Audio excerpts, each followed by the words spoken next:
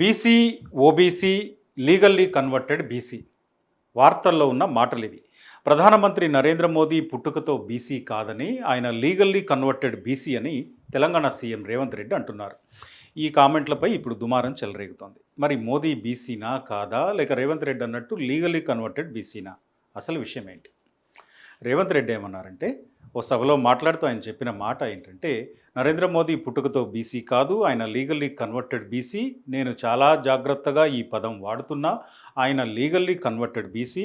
పుట్టుకతో మోదీది ఉన్నత కులమే. కానీ 2001లో ఆయన సీఎం అయ్యాక తన కులాన్ని బీసీలో కలుపుకున్నారు. పైగా సర్టిఫికెట్లో మోదీ బీసీ, కానీ ఆయన మనసంతా బీసీ వ్యతిరేకమే. ఇది తెలంగాణ సీఎం రేవంత్ రెడ్డి అన్న మాటలు. ఈ కామెంట్లు రాగానే బీజేపీ నేతలు కౌంటర్ ఇవ్వడం మొదలుపెట్టారు. నరేంద్ర మోదీ కులంపై బహిరంగ చర్చకు కూడా మేం రెడీ అని కిషన్ రెడ్డి అంటున్నారు. నిజానికి మోదీ కులం ప్రస్తావన రావడం, దాని చుట్టూ దుమారం లేవడం ఇది మొదటిసారి కాదు. గతంలో కూడా ఇట్లా చాలా జరిగింది. చాలా పార్టీలు దీని గురించి ప్రస్తావన తీసుకొచ్చాయి. 2024లో రేవంత్ రెడ్డి రాయ్పూర్ సభలో మోడీ కులం ప్రస్తావన తీసుకొచ్చారు. ఆయన ఏమన్నారంటే, ప్రధానమంత్రి నరేంద్ర మోదీ ఓబీసీ కుటుంబంలో పుట్టలేదని, ఆయన పుట్టిన మోద్ఘాంచి కులానికి గుజరాత్లో 2000 సంవత్సరంలోనే ఓబీసీ హోదా దక్కింది అన్నారు. నరేంద్ర మోదీ జనరల్ కులానికి చెందినవారని రాహుల్ గాంధీ అన్నమాట. అప్పట్లోనే దీనిపై బీజేపీతో పాటు జాతీయ బీసీ కులాల కమిషన్ కూడా క్లారిటీ ఇచ్చాయి. సరే, ఈ విమర్శలన్నీ పక్కన పెడితే అసలు మోదీ కులం ఏంటి, ఆయన ఎక్కడ పుట్టారు, ఆ కులస్తులు చేసే వృత్తి ఏంటి, ఈ విషయాలను చూస్తే గుజరాత్ వాద్నగర్ ప్రాంతంలో 1950 సెప్టెంబర్ 17న నరేంద్ర మోదీ జన్మించారు. ఆయనది మోద్ఘాంచి అనే కులం.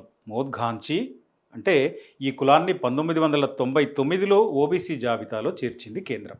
మోదీ పుట్టినప్పుడు ఆయన కులం జనరల్ జాబితాలోనే ఉంది, అంటే ఓసీ కేటగిరీలోనే ఉంది. ఇంతవరకు కరెక్టే.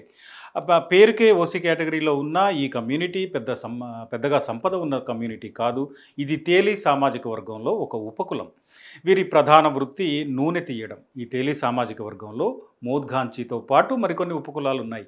తేలి సాహు, తేలి రాథోర్, ఘాంచి ఇట్లాంటి సబ్ కమ్యూనిటీస్ ఉన్నాయి. ఈ సామాజిక వర్గానికి చెందిన వాళ్ళు గుజరాత్తో పాటు చాలా రాష్ట్రాల్లో ఉన్నారు. బీహార్, ఛత్తీస్గఢ్, జార్ఖండ్, మహారాష్ట్ర, ఈ రాష్ట్రాల్లో కూడా మోద్ఘాంచి కులానికి సంబంధించిన వాళ్ళు ఉన్నారు. తేలి సామాజిక వర్గంలోని ఘాంచి ఉపకులాన్ని 1999లోనే ఓబీసీ జాబితాలో చేర్చారు.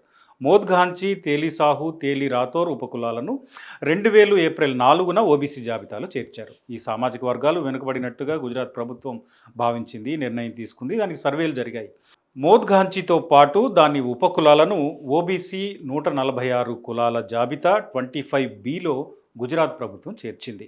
దీనికి 1994 జూలై 25న గుజరాత్ ప్రభుత్వం నోటిఫికేషన్ విడుదల చేసింది. మండల్ కమిషన్ గుజరాత్లో సర్వే నిర్వహించింది. మండల్ జాబితా 91Aలో మోద్ఘాంచి కులం కూడా ఉంది. 1994 జూలై 25న గుజరాత్ ప్రభుత్వం నోటిఫికేషన్ జారీ చేసింది. ఆ సమయంలో గుజరాత్లో అధికారంలో ఉన్నది కాంగ్రెస్ పార్టీ. అప్పటి సీఎంగా చెబిల్దాస్ మెహతా ఉన్నారు. సో 1997 నవంబర్ 15న జాతీయ బీసీ ఉపకులాల కమిషన్ మోద్ఘాంచి కులాన్ని ఓబీసీ జాబితాలో చేర్చాలని ప్రతిపాదిస్తే 1999 అక్టోబర్ 2017న దీన్ని ఓబీసీ జాబితాలో చేర్చుతూ గెజిట్ నోటిఫికేషన్ విడుదలైంది. అప్పటికి నరేంద్ర మోదీ ఏ పదవిలోనూ లేరు. ఈ నోటిఫికేషన్ జారీ చేసిన 2 ఏళ్ల తర్వాత ఆయన గుజరాత్ సీఎం అయ్యారు. అంటే 2001లో ఆయన సీఎం అయ్యారు. గత ఏడాది రాహుల్ గాంధీ ప్రధాని కులంపై కామెంట్లు చేసిన తర్వాత దీని గురించి కేంద్ర మంత్రి అమిత్ షా మాట్లాడారు. ఆ సమయంలో మోదీ ఏ పదవిలో లేరని, కనీసం ఆయన ఎన్నికల్లో కూడా పోటీ చేయలేదని, ఆ టైంలో గుజరాత్లో మీ పార్టీని, కాంగ్రెస్ పార్టీని అధికారంలో ఉంది అని చెప్పారు. అంటే మోదీ పుట్టుకతో ఓసీ, ఆ తర్వాత కాలంలో ఆయన కమ్యూనిటీ ఓబీసీ కేటగిరీలో నాటి ప్రభుత్వం చేర్చింది. అప్పుడు అధికారంలో ఉన్నది మోదీ కాదు. ఈ నిర్ణయం జరిగిన 2 ఏళ్ల తర్వాత ఆయన సీఎం అయ్యారు. సరే, అసలు బీసీ అనే మాట ఇక్కడ ఎందుకు వినిపిస్తోంది, ఎందుకు హైలైట్ అవుతుంది అంటే, తెలంగాణ ప్రభుత్వం అధికారంలోకి వచ్చాక కులగణన చేపట్టింది. అందులో బీసీల జనాభా తగ్గింది అనే వివాదం ఒకటి నడుస్తోంది. టీఆర్ఎస్, బీజేపీ కూడా కాంగ్రెస్ చేపట్టిన కులగణనపై విమర్శలు చేస్తున్నాయి. ఈ కాంటెక్స్ట్లోనే ముఖ్యమంత్రి రేవంత్ రెడ్డి ప్రధాని నరేంద్ర మోదీ కులాన్ని ఉద్దేశించిన వ్యాఖ్యలు చేశారు. అయితే తెలంగాణ కులగణన తప్పులు తడకగా ఉందని, దాని నుంచి దృష్టి మళ్లించడానికే రేవంత్ రెడ్డి ఇప్పుడు మోదీ కులం గురించి మాట్లాడుతున్నారని బీజేపీ నేతలు అంటున్నారు. సరే, రాహుల్, రేవంత్ వీళ్ళిద్దరేనా అంటే కాదు. గతంలో చాలామంది నరేంద్ర మోదీ కులం గురించి ఆరోపణలు చేశారు. 2014లో బీజేపీ ప్రధాని అభ్యర్థిగా నరేంద్ర మోదీ తెరపైకి వచ్చాక గుజరాత్ కాంగ్రెస్ పార్టీ కూడా ఆయన కులంపై ఆరోపణలు చేసింది. ఇక మోదీ వెనుకబడిన కులంలో పుట్టలేదు, ఆయన బూటకపు బీసీ అని మాయావతి కూడా ఆరోపించారు. ఎన్నికల్లో లబ్ధి పొందడానికే తన కులాన్ని ఓబీసీల జాబితాలో చేర్చారని ఆమె 2019లో అన్నారు. దీనికి మోడీ కౌంటర్ ఇచ్చారు. నేను నకిలీ ఓబీసీని కాదు అని చెప్పుకున్నారు. సరే, రేవంత్ రెడ్డి విషయానికి వస్తే తెలంగాణలో కులగణన తర్వాత ఆయన ప్రభుత్వానికి కొత్త చిక్కులు వచ్చి పడ్డాయి. బీసీలకు విద్యా, రాజకీయ, ఆర్థిక రంగాల్లో 42% రిజర్వేషన్లు కల్పిస్తామని రేవంత్ రెడ్డి సర్కార్ చెప్తోంది. దీనికి సంబంధించి ఈ మధ్య జరిగిన కులగణన తప్పుల తడక అని ఓ పక్కన విమర్శలు వస్తుంటే, మరో పక్కన బీసీలకు 42% రిజర్వేషన్ల చట్టబద్ధత కల్పించడం, స్థానిక సంస్థల ఎన్నికల్లో వాటిని అమలు చేయడం, ఇవి తెలంగాణ ప్రభుత్వానికి పెద్ద టాస్క్లుగా మారిపోయాయి, టార్గెట్లుగా మారాయి. బీసీలకు 42% రిజర్వేషన్ ఇక్కడ కేబినెట్ ఆమోదించాలి.